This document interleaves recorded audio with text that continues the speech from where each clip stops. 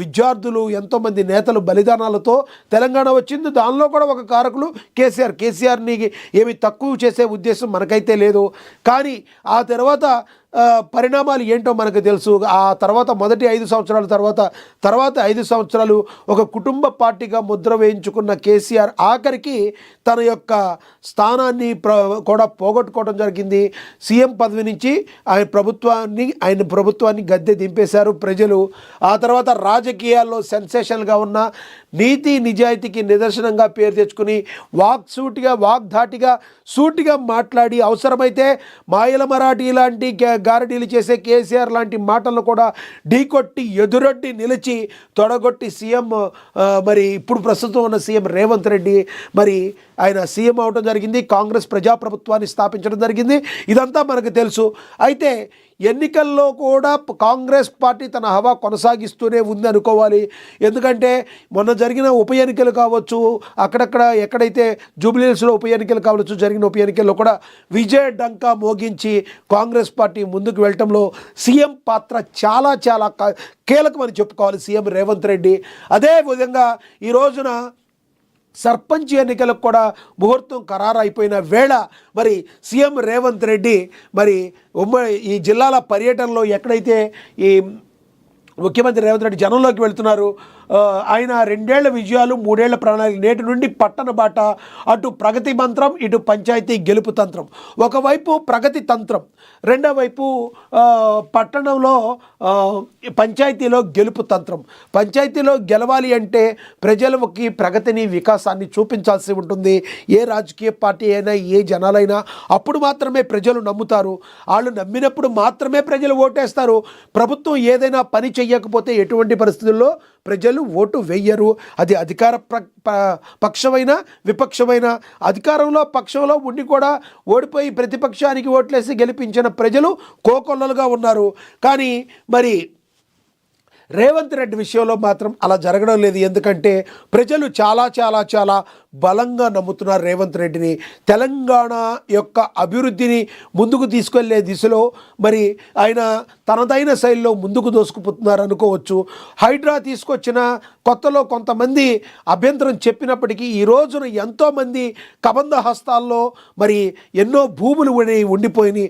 అలాంటి భూములను మళ్ళీ మరి చెరువులు కుంటలను ఆక్రమించిన కబ్జా రాయిళ్ల చెరలో నుంచి విడిపించి హైదరాబాద్లో కావచ్చు, రాష్ట్ర వ్యాప్తంగా తెలంగాణ వ్యాప్తంగా మరి వాటికి విముక్తి కలిగించి అనేక చెరువుల్లోకి మళ్ళీ వాటిని సుందరీకరణ చేసే విధంగా ముందుకు వెళుతూ రేపొద్దున ఎప్పుడైనా వానలు వర్షాలు వస్తే ఆ చెరువులు కుంటలు కబ్జాకి గురి కావడం వలన ఈ రోజున మరి రాష్ట్రంలో అనేక చోట ముంపు ప్రాంతాలని పెరిగిపోయినాయి అని గుర్తించిన సీఎం రేవంత్ హైడ్రాతో చాలా వరకు తమ ప్రజల యొక్క మనసుల్ని గెలుచుకున్నారు.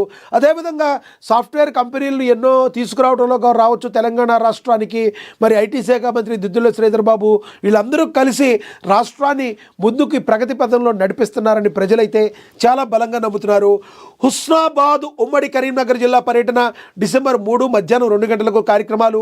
ఇంజనీరింగ్ కళాశాల నిర్మాణ పనులకు కూడా భూమి పూజ డే 3లో జరిగే అవకాశం ఉందని ఇందులో రాశారు. ఇక డే 4లో భాగంగా మనం చూడొచ్చు ఆదిలాబాద్ పట్టణంలో జిల్లా పర్యటన డిసెంబర్ 4 మధ్యాహ్నం 2 గంటలకు ఈ కార్యక్రమాలు. మున్సిపాలిటీలో శంకుస్థాపన బహిరంగ సభలు కూడా మనకి ఆదిలాబాద్లో జరుగుతుంది. డే 4లో భాగంగా చెప్తున్నారు. మనందరికీ కూడా ఆదిలాబాద్ అంటే టక్కును గుర్తుకొచ్చే పేరు మనకి తెలుసు. కాంగ్రెస్ పార్టీ ఇన్ఛార్జ్ కంది శ్రీనివాసరెడ్డి ప్రజల్లో అప్రతిహాసంగా దూసుకుపోతూ కాంగ్రెస్ పార్టీకి ఒకప్పుడు అసలు అక్కడ కాంగ్రెస్ పార్టీకి ప్రాతినిధ్యం లేని పరిస్థితి, కానీ అక్కడి నుంచి కాంగ్రెస్ పార్టీని ముందుండి నడిపి మరి రేవంత్ రెడ్డి మనసు కావచ్చు, గతంలో మరి ఇప్పుడు మంత్రిగా ఉన్న జూపల్లి గారు కావచ్చు, లేదంటే మంత్రిగా ఉన్న సీతక్క గారి మనసును కూడా గెలుచుకుని అప్రతిహాసంగా దూసుకుపోతున్న కంది శ్రీనివాసరెడ్డి ప్రజలకు మరింత చేరువై కాంగ్రెస్ కార్యకర్తలన్నిటిని అందరినీ కూడా మరి వాళ్ళ దగ్గరికి జాయిన్ చేసుకుంటూ కాంగ్రెస్ పార్టీలో జాయిన్ చేసుకుంటూ కంది శ్రీనివాసరెడ్డి మార్కుతో ఆదిలాబాద్ అభివృద్ధికి కాంగ్రెస్ పార్టీ మరి ముందుకు దూసుకుపోతుంది.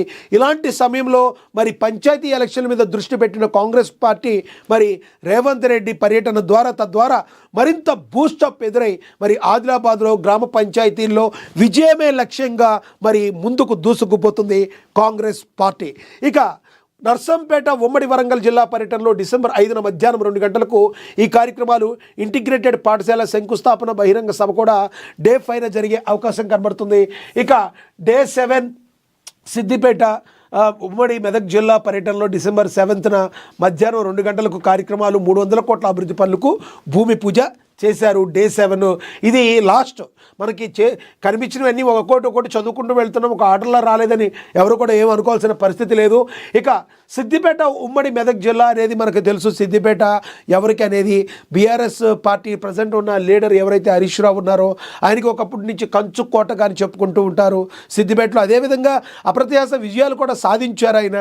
కానీ సిద్దిపేట ప్రజలు కూడా ఈ మధ్య పక్కదారి చూస్తున్నారు. ఎందుకంటే ఆ ఫ్యామిలీలో ఉన్న కొన్ని లోకలోకలు ఎక్కువ ప్రభావం సిద్దిపేట మీద పడినట్టుగా, మరి సిద్దిపేట అభివృద్ధి జరగాలంటే కాంగ్రెస్ పార్టీని గెలిపించాలని చెప్పి ప్రజలు కూడా కోరుకుంటున్నట్టుగా మరి విశేషకు చెప్తున్న మాట.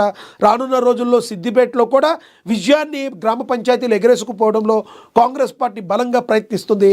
దానిలో భాగంగానే సిద్దిపేటకు కూడా మరి సీఎం రేవంత్ రెడ్డి వెళ్తున్నారు. ఇక ఫస్ట్ రోజు మనకు తెలుసుకోవచ్చు, ఈరోజు మక్తల్ ఉమ్మడి మహబూబ్నగర్ జిల్లాలో పర్యటన. డిసెంబర్ 1న మధ్యాహ్నం 2 గంటల నుండి 4 గంటల వరకు కార్యక్రమాలు, అభివృద్ధి పనులకు శంకుస్థాపనలు చేయనున్నారు సీఎం రేవంత్ రెడ్డి. ఈ రకంగా కాంగ్రెస్ పార్టీ అప్రతిహాసంగా ముందుకు దూసుకుపోతూ ఉంది. ప్రగతి ఒక రకంగా, అభివృద్ధి లక్ష్యంగా ఉండి ఈ రెండిటితో పాటు తాము ఏం పని చేశాము, తెలంగాణ రాష్ట్ర ప్రజలకి గత ప్రభుత్వం ఏం చేయలేకపోయింది, మేము ఏం చేసి చూపిస్తున్నామని ప్రజలకి తెలియచేసి చెప్పి తద్వారా విజయమే లక్ష్యంగా ముందుకు దూసుకుపోతుంది కాంగ్రెస్ పార్టీ. ఇక తర్వాత ఏం ముద్రించారో చూద్దాం. అబ్బురపడేలా తెలంగాణ అభివృద్ధి, 3 రీజియన్లుగా తెలంగాణ, కోర్ వ్యూర్ రేర్ రీజియన్లుగా విభజన, వరంగల్, ఆదిలాబాద్, కొత్తగూడెం, రామగుండంలో ఎయిర్పోర్ట్లు, హైదరాబాద్, మచిలీపట్నం మధ్య గ్రీన్ఫీల్డ్ హైవే. మీడియా సమావేశంలో ముఖ్యమంత్రి Revanth Reddy Telangana rising global summit 2025పై మంత్రులతో సమీక్ష అని కూడా దీనిలో మనకి ప్రచురించడం జరిగింది. ఇక ఇక్కడ మనకి చూసుకుంటే